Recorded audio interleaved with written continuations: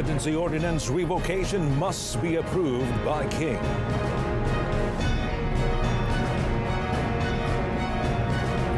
Pandemic aid stimulus packages help people and economy survive.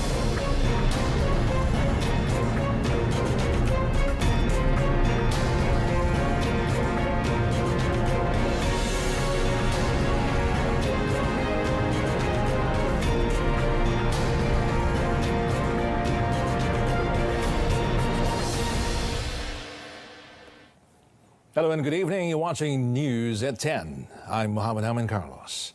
Well, Yang di-Pertuan Agong Al-Sultan Abdullah Ri'ayatuddin Al-Mustafa Billah Shah has expressed utmost disappointment with the statement made in Parliament last Monday that the government had revoked all emergency ordinances under the ongoing emergency without His Majesty's consent.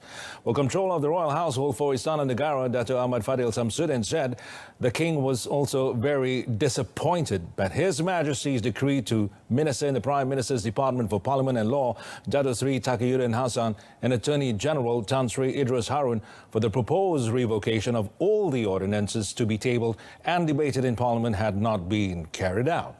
Elaborating further in a statement released, His Majesty stressed that the revocation of the emergency ordinances effective last Monday was done in haste without tabling the matter in Parliament. Al-Sultan Abdullah also stressed that the contradictory and misleading statements in Parliament had not only failed to uphold the rule of law principle in the Rukun Negara, but also ignored the functions and powers of the king as a head of state as enshrined in the federal constitution. Dato' Ahmad Fadil said His Majesty was aware that he shall act in accordance with the advice of the Cabinet as stated in Article 40, subsection 1 of the Federal Constitution, but as the head of state, the King has the responsibility to advise and reprimand in the event of any unconstitutional action by any party. Nevertheless, Dato' Ahmad Fadil said the King also expressed his appreciation to the government on the execution of the Parliament sitting beginning on Monday in line with the recommendations of the Malay rulers during Their Highnesses' special discussion held on 16 June. Well, meanwhile, in justifying their action, the government is of the view that the action taken related to the revocation of the emergency ordinances is proper and in accordance with the federal constitution and the rule of law. Now, the Prime Minister's office, the PMO, in a statement released, said that Prime Minister Tan Sri Muhyiddin Yassin had stressed that in carrying out all of his duties, it is important for him to act based on the constitution and the rule of law. Now, the PMO said that the government remains committed to uphold the views of the Agong and the Malay rulers as expressed during the special meeting on 16 June, which among others had noted that the emergency should not be extended beyond 1st August and that Parliament should reconvene as soon as possible. Based on the views, the government had decided to hold a special Parliament sitting starting from 26 July. The PMO explained that as a preparation for the special Parliament sitting, the Cabinet on 21st July had a detailed discussion and made several decisions. Firstly, the special Parliament sitting received the approval of the King. Secondly, the Cabinet will not advise the King to proclaim an extension of the emergency after it ended on 1st August. Thirdly, because the emergency is not extended, the Cabinet decided to advise the King to revoke all the emergency ordinances, which was proclaimed throughout the emergency is enforced. Following these decisions, the PMO on 22nd July received a draft of the Emergency for Repeal Ordinance 2021, which was prepared by the Attorney General Chambers, AGC. Now, the statement said this ordinance provides that all the emergency ordinances proclaimed by the King will be revoked effective 21st July. The statement added that on 23rd July, the Prime Minister had presented a letter to the King to inform the advice of the Cabinet in order for the emergency ordinances to be revoked and to receive the approval from the King. Deputy Prime Minister Dato' Sri Ismail Sabri Yaakob has called on the people to remain calm in the face of the current situation and urge everyone to pray for a swift end to the ongoing political crisis. Well, he also said the government continues to enjoy the support of more than 110 members of Parliament. In a statement, Dato Sri Ismail Sabri, who is also the government chief whip in the Dewan Rakyat, the country's political situation today is not stable, which can undermine efforts to resolve the country's economic problems and measures taken to contain the COVID-19 pandemic. Well, he said he also upholds and respects the decree by the Yang di-Pertuan Agong in the media statement issued by Istana Negara today. The Dewan Rakyat adjourned its special meeting to Monday the 2nd August after announcing that 4 members of the lower house have tested positive for COVID-19. Well, earlier today, Parliament was abruptly placed under lockdown to allow for COVID testing.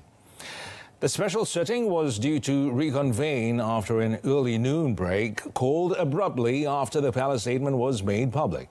Dewan Rakyat Deputy Speaker Dato Muhammad Rashid, who announced the lockdown, said the move followed advice from the Ministry of Health. Therefore, the Dewan Rakyat Deputy Speaker said everyone currently at the Parliament, including MPs, officials and workers, were required to take the COVID-19 test and were not allowed to leave the area until their test results are known. The postponement of the sitting was the 5th today after it was adjourned at 12:30 p.m. following the statement issued by Istana Negara regarding the revocation of emergency ordinances. Prior to the uproar in the Parliament today, Finance Minister Tengku Dato Sri Zafrul Tengku Abdul Aziz reports to the Dewan Rakyat that 8 aid and economic stimulus packages worth a total of 530 billion ringgit have been implemented since the COVID-19 pandemic hit the country. Well, he said this proved that the government listens and acts so that the people and the economy continue to survive in this challenging period. Kerajaan telah pun bersiap siaga dan kini giat menggerakkan strategi negara untuk melangkah ke hadapan berpegang kepada 4 elemen utama, iaitu pertama, melaksanakan perintah kawalan pergerakan sebagai usaha mengurangkan penularan wabak. Kedua, memperkasa program imunisasi COVID-19 kebangsaan atau PIK yang membina ketahanan diri. Ketiga, memperkenalkan pakej-pakej bantuan dan rangsangan ekonomi untuk memastikan kehidupan rakyat terpelihara dan memulih semula ekonomi. Dan keempat, memperkenalkan Pelan Pemulihan Negara atau PPN sebagai strategi peralihan keluar secara berfasa daripada krisis COVID-19. Penguatkuasaan PKP, program imunisasi dan pakej bantuan ini saling melengkapi satu sama lain.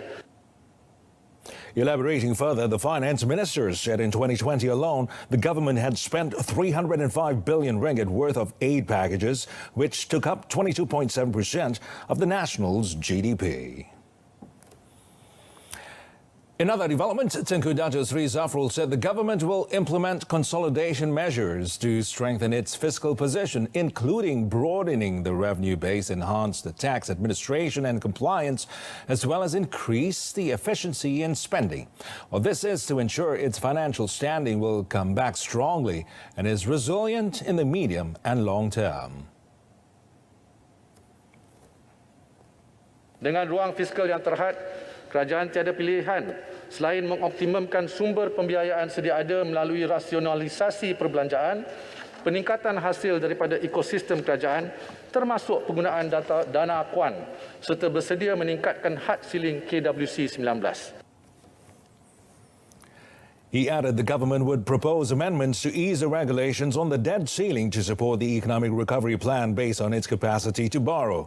Meanwhile, the finance minister said wage subsidy program, or PSU, had been benefited by more than 330,000 employers and 2.8 million workers. Tengku Dato Sri Zafrul said the government is committed to continue the program for SMEs until they return to normalcy and operate as usual.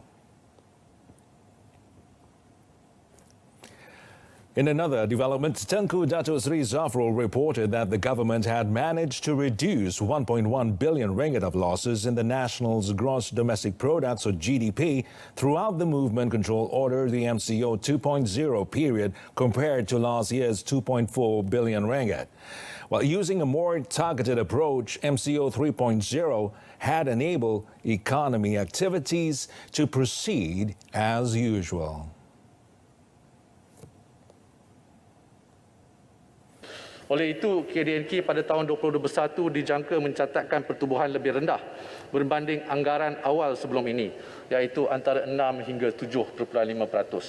Anggaran rasmi akan diumumkan pada bulan Ogos bersama laporan suku kedua KDNK nanti, di mana kesan PKP dan pelaksanaan PPN ke atas ekonomi pada separuh pertama tahun ini akan dapat dilihat sepenuhnya.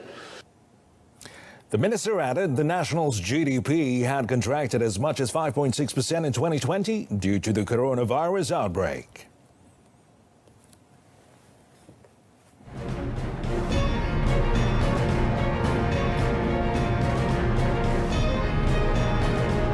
Up next, 50 million ringgit in business opportunities projected in Malaysia Tech Month.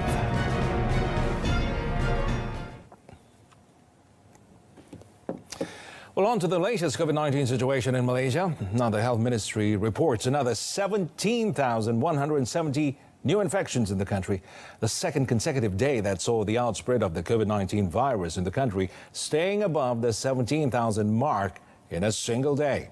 Now, of the figure, only 2.3% or 383 patients are from categories 3, 4 and 5, while 16,787 others are in category 1 and 2. Well, Selangor saw 7,163 new infections in a single day, followed by Kuala Lumpur, 2,138, and Johor with 1,054. 12,930 new recoveries logged by the Health Ministry as of noon today, the highest since the pandemic began, bringing the country's recovery rate to 82.58% or 890,742 out of total cases thus far. Well, currently there are 179,179 active cases nationwide, with 1,043 patients receiving treatments in the ICU and 531 of them requiring breathing assistance. 174 new fatalities were reported in the last 24 hours, pushing the country's death toll nearing the 9,000 mark. However, the country's vaccination rate coffers hope for Malaysians, with 552,701 vaccine doses administered yesterday. Well, to date, 18.7% or 6.1 million Malaysians had completed 2 doses of vaccine shots, while 12.8 million or 39.3% of the population had at least received their first shot of the vaccine. 30,000 additional vaccine doses are needed by Kelantan before they can achieve the herd immunity status. So, according to its State Executive Council, Dr. Izani Hussein, the doses are also needed to flatten the state's infections curve. Dan hari ini kita terpaksa membuka balik PKRC yang kita telah tutup. PKRC yang kita telah tutup, kita buka balik dan ada pula hot standby. Dan fasiliti hospital kita ada dah sampai kepada 100%. Ada yang 70, ada 80%. Jadi kalau ke trending case ini, kita bimbang fasiliti kita, hospital juga kita akan tenat ataupun terancam. Jadi satu-satunya cara ialah kita mohon sangat-sangat daripada MOSTI untuk memberi bekalan vaksin yang mencukupi pada kita. He also urged the public to continue observing the stipulated SOP. Kelantan Vaccine Distribution Centres, or PPVs, currently have the capability to administer an average of 33,000 doses in a day.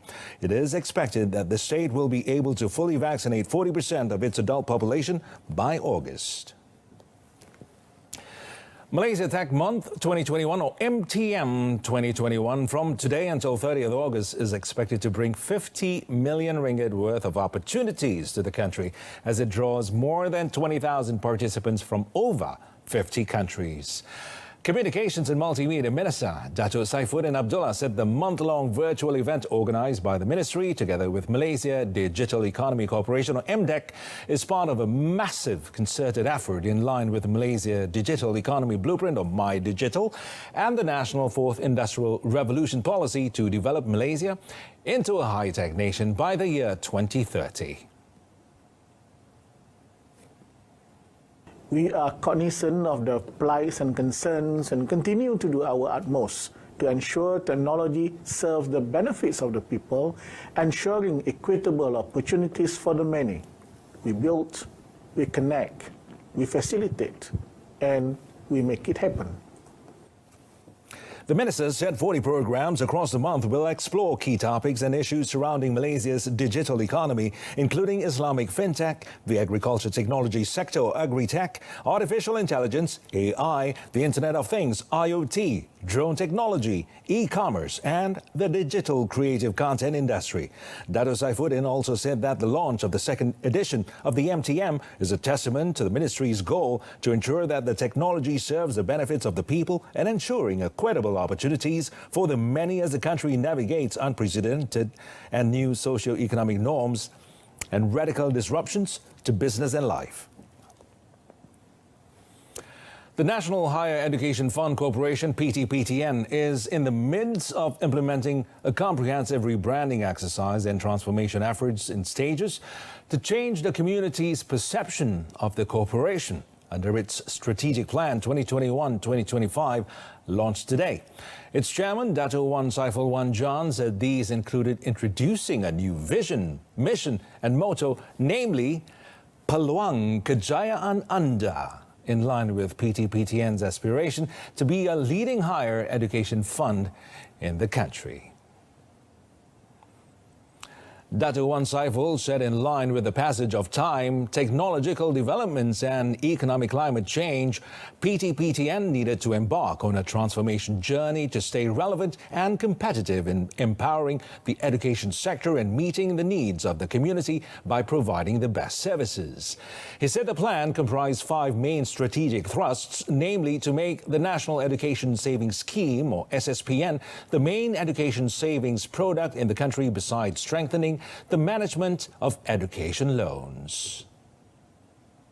Baik pengurusan kutipan bayaran balik pinjaman dengan lebih efektif. Yang keempat, melaksanakan strategi pendanaan dan pelaburan yang mendatangkan pulangan yang optimum.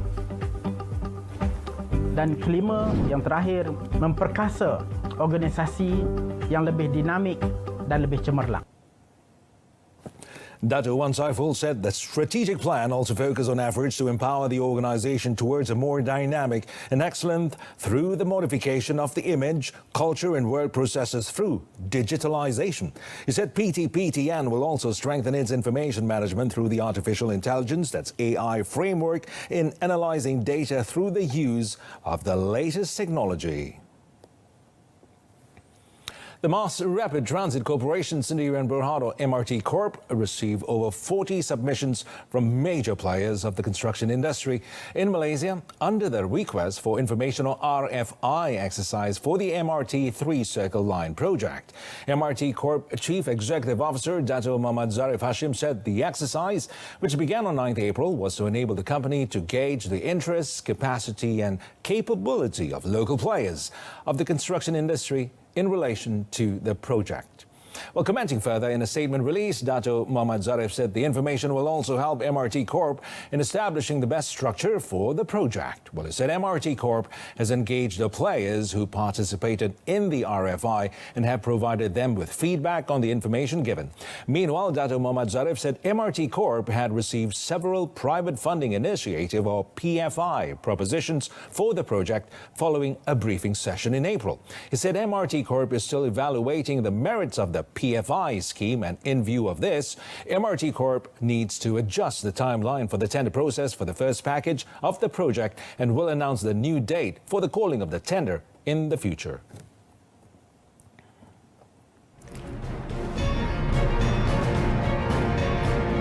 First on local soil, Johor Darul Taksim JDT continued to widen their lead in the Super League after beating arch rival Selangor FC 3-1 at the Petaling Jaya City Stadium last night. Now JDT are on top of the league with 36 points, while Terengganu FC are 6 points behind, having lost 0-2 to Malacca United at the Hang Jebat Stadium yesterday. JDT, coached by Benjamin Mora and Karsten Netzel, began attacking from the first whistle but only managed to score in the 45th minute when Bergson da Silva headed in a Matthew Davis cross. In the second half, the Red Giants equalized after a shot by Swiss player Oliver Buff from outside the penalty box was headed in by Super League top scorer Ifedayo Olesegun in the 62nd minute.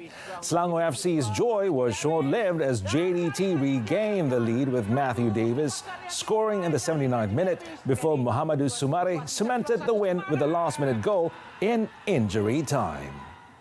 Well, that concludes News at 10. And headlining tonight's bulletin, emergency ordinance revocation must be approved by King. Well, join us for more updates tomorrow. Till then, I'm Mohammed Amin Carlos, and stay tuned to Saluran Berita and have a great night ahead. Bye for now.